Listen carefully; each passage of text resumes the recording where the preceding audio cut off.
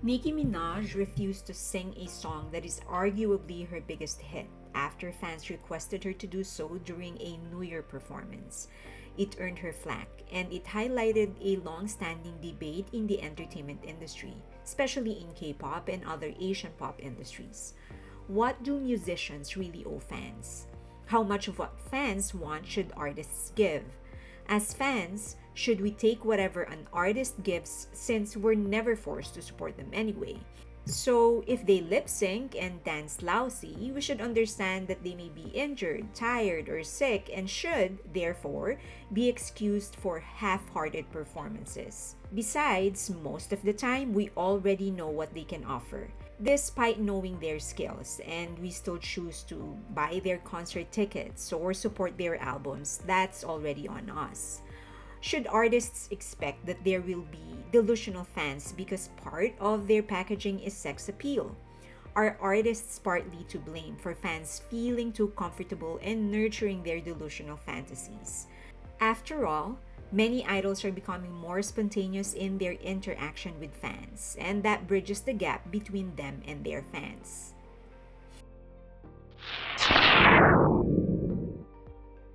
Happy New Year! Well, it's January too, but this is my first video of the year. I hope that you guys are having so far a great 2024. Alright, so for this video, this is actually a request. Some of you have been requesting that I give an update on some of the popular trainees that are not training anymore. Some of you wanted to know what's happening in their lives. They're private citizens right now. They are not training or idols anymore, so I want to give them their privacy. Some of them are posting some stuff on their social media, and that's what I will be using in this video. But other than that, I think we should give them their privacy. The other requests would be to feature or talk about how training is done in other companies, because the only one that I talked about previously is Hype. So I did some research, and based on some people that were former trainees on these companies, this is how it's done. I hope you find this useful. You can say whatever it is that you want to say in the comment section. Just please make sure that you do so respectfully. You can also get in touch with me in any of the social media links that you see on your screen right now, and like the video. If you end up liking it, please give it a thumbs up. If you can, please subscribe and hit that notification button so that you're updated when there is a new video. And of course, share the video if you can. Common decency. There are things that are cut and dry. Nobody has any right in any shape or form to invade anyone's privacy or personal space, celebrity or not. But that doesn't seem to click with many obsessive fans. A crazy fan literally harassed Suga, forcing him for a kiss. While Suga was able to ward her off before security arrived, the crazy fan managed to actually get her hands on him, pull him, and actually attempt a kiss. A former idol, Yibon, was literally kidnapped by a fan. Yibon said the fan never intended to harm her and simply wanted to surprise his brother, who was a big fan. She ended up spending a day with them before going home. And although she was never harmed, this is obviously a criminal act. Girls' Generation Taeyeon was literally pulled away by a crazy fan during a performance in front of thousands of people in the middle of the stage. Jungkook has expressed his frustration for fans camping outside his building and even sent him food to his actual unit. These are just some of the many crazy things that anyone shouldn't be doing.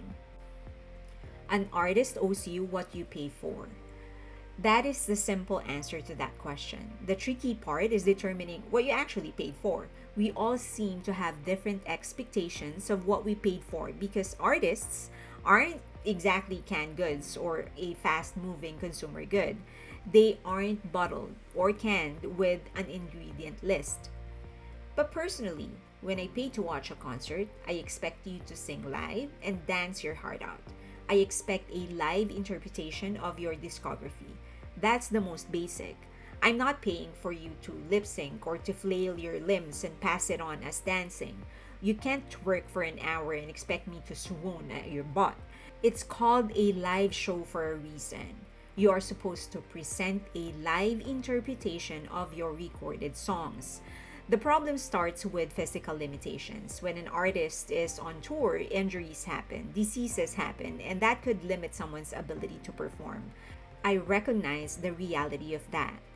But while I understand that, it doesn't change what I expect and it doesn't change what I paid for. That's why planning needs to happen.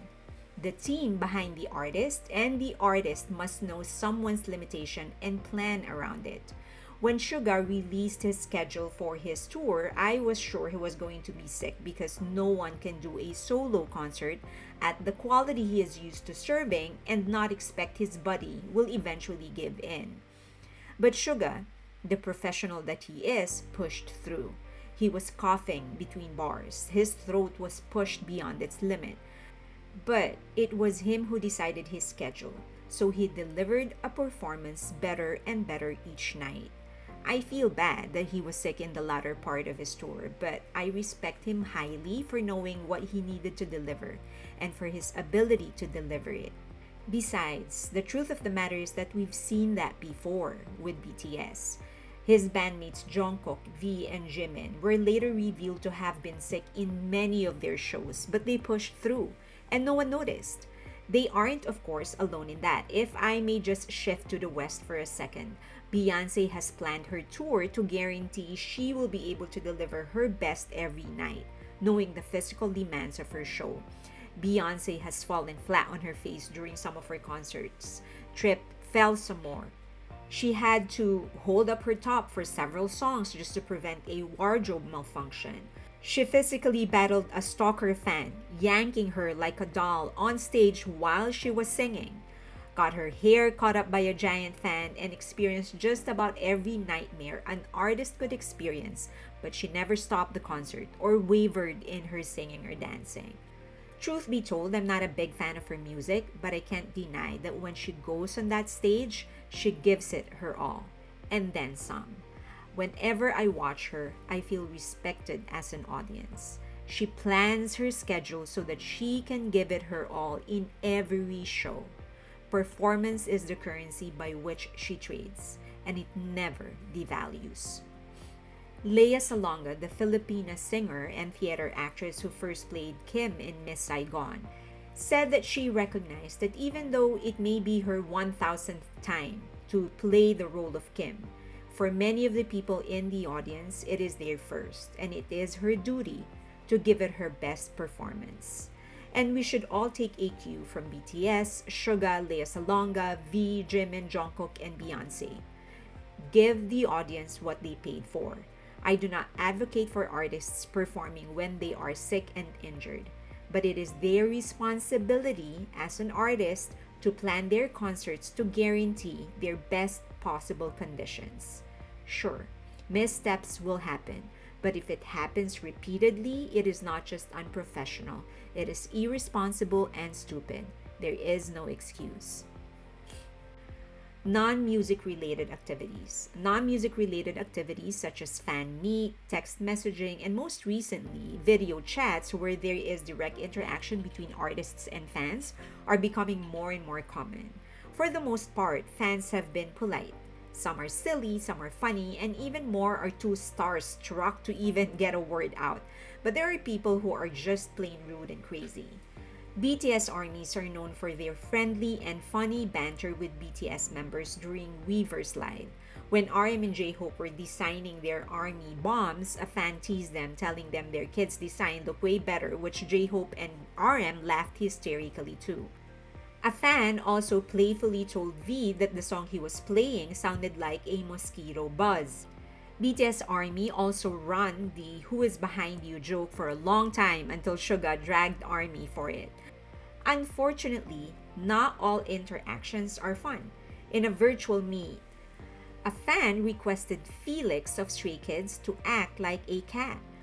A member of yet-to-debut group I'll It Wani seemed to have seen some offensive comments when they were doing their first live, making her visibly upset.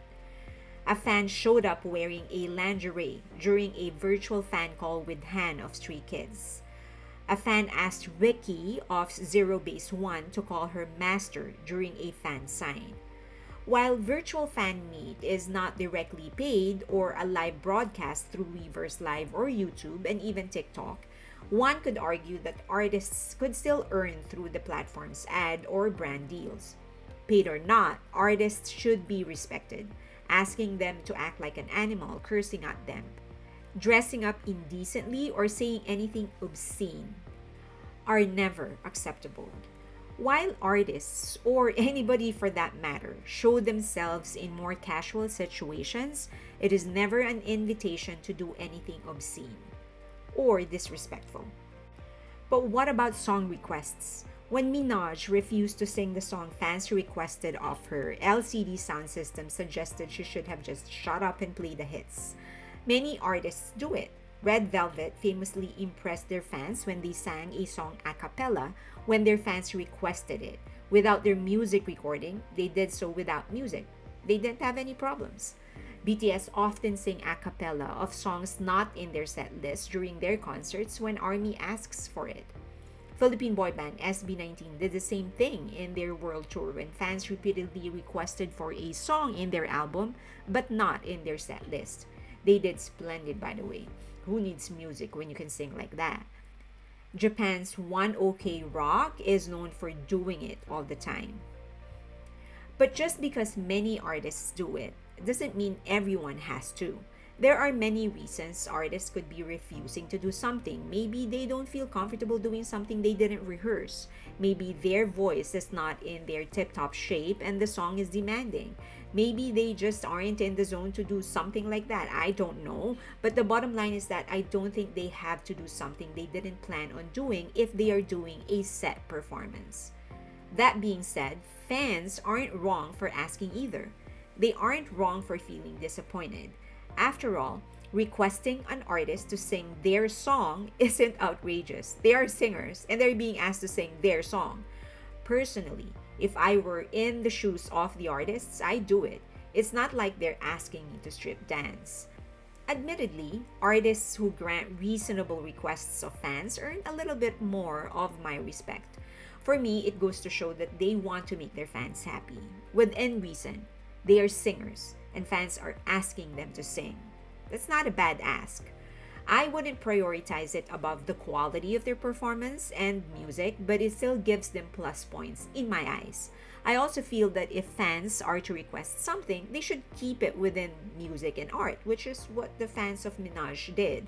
If fans are given the chance to talk to their favorite artists, they should keep it within music and art related issues. If they are to go beyond music and art, they should keep it PG and within the realm of clean fun. But that is me. What about you? What do you think artists really owe their fans? Should they be excused for performing badly when they are sick or injured? Do you think artists should grant requests related to music? Do you actually expect them to give more if they are selling more?